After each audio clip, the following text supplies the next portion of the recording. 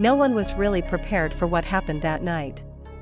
A solo concert of one of the most influential K-pop idols of the century suddenly turns into a silent stage for a symbolic battle between the forces of global music, the European luxury fashion industry, and transnational cultural politics. In an instant, the spotlight that had originally focused solely on the surprising presence of BTS's JUNGKOOK, a Korean pop icon known for being very selective in his public appearances, shifted in a much more unexpected direction. A dark-shirted Frenchman, seemingly calm but calculating, sat almost expressionless in the stadium's rocking VIP seats. The figure is FREDERIC ARNAULT, CEO of TAG Heuer, the youngest son of Bernard Arnault, the richest man in the world and the king of the LVMH dynasty. What happened that night was not just an entertainment event. It is the visual cipher of a new power relationship that is being subtly but firmly established. In one night, one concert, and one stage, a cultural geopolitical landscape that brings together Asia, Europe, capitalism, aesthetics, and identity across nations is presented. If Lisa is its center of gravity, then the presence of JUNGKOOK and FREDERIC ARNAULT is just the selected orbits that surrounded a symbolic configuration that would be impossible without a grand behind-the-scenes scenario. On a night that seemed like an ordinary show for fans of K-pop music, a surprise shook the foundations of public perception of the relationship between the entertainment industry, global fashion power, and an invisible cross of star power.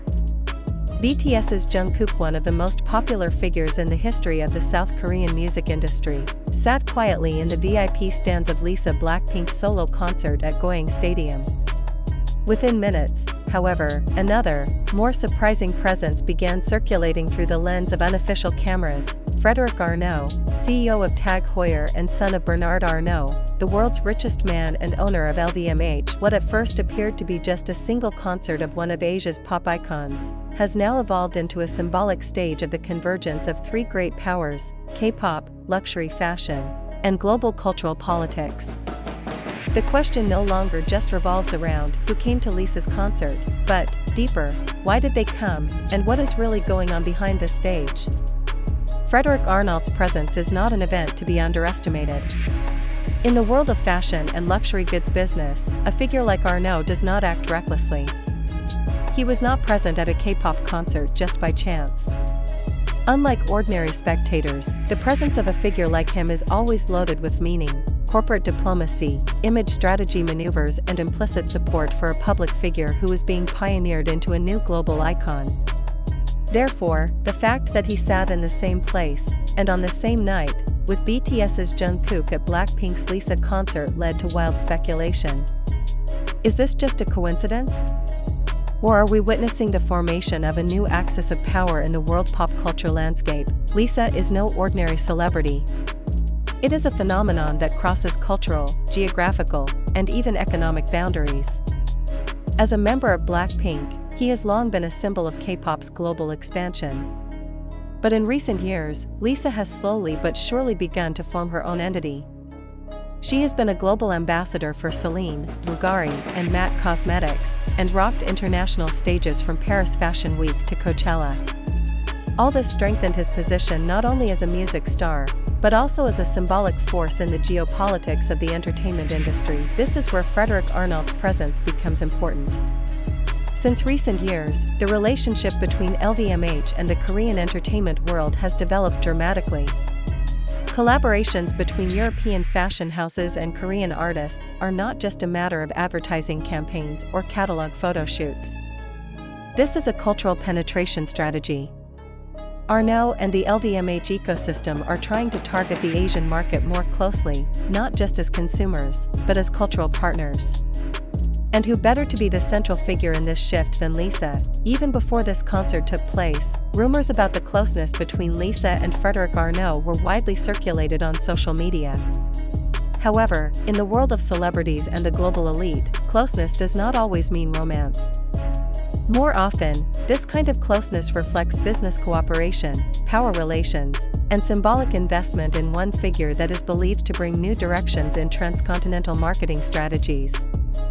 In this context, Arnault's presence at Lisa's concert should not be read as just a personal visit, but as a form of recognition that Lisa is now at the center of a new orbit of power. What makes this event even more complex is the presence of BTS's JUNGKOOK at the same place and time. JUNGKOOK, who has been known to be very selective in attending public events, did not appear without good reason. Did he just come as a friend?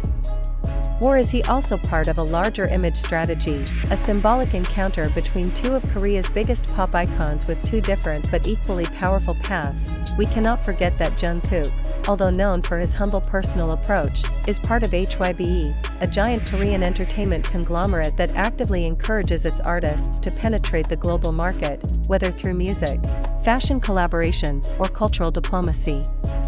The fact that Lisa and JUNGKOOK are in one space, and noticed by a figure of FREDERIC ARNAULT's class, may mark the beginning of a new phase in the expansion of Korean pop culture, one in which music is no longer the only language, but rather a gateway to much more complex economic and symbolic synergies. Does this mean that there is a collaborative project between the three of them? Not necessarily. However, in a world where imagery is more important than official statements, presence is a form of language in itself. Lisa does not need to announce that she is the main pawn in LVMH's expansion strategy. JUNGKOOK didn't have to say a word. FREDERIC ARNAULT didn't even have to greet anyone in the concert stands. The fact that they were in the same place at a very public moment is a narrative strong enough to shake up the international media. Not a few wondered, did this concert become a springboard for Lisa to even greater achievements? Or could it be that he is being groomed to be the first truly Asian face to be welcomed into Western cultural centers of power, not as a guest, but as a host? These questions are relevant because in the modern world, pop culture is no longer just entertainment, but a battlefield for global influence. In one seemingly simple concert, we see how the symbols of power operate: the camera that captures JUNGKOOK in the crowd, the anonymous lens that photographs FREDERIC ARNAULT getting out of a fancy black vehicle, and the glare of the stage lights that keep falling on Lisa's figure, all form a silent narrative about who is rising, who is strengthening his grip, and who is calculating his next move. Interestingly, the public reaction to Arnault's presence was very different from the response to JUNGKOOK's presence. If JUNGKOOK was greeted with enthusiasm and love from the ARMY and Blink, then Arnault was greeted with bewilderment, amazement, and conspiracy theories. This shows how strongly the symbols are attached to each figure. JUNGKOOK is an emotional symbol. Arnault is a structural symbol. Lisa? He is in the middle of both, an artist who is now a bridge between culture and capital. Lisa's concert at Goyang Stadium may be over, but the resonance is just beginning.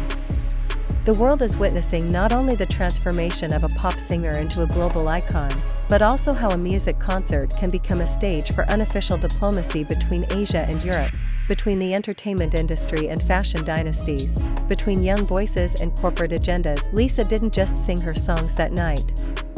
He is carving out a new map of symbolic power. And the fact that two of the most influential figures in their respective fields were present to witness it was no coincidence.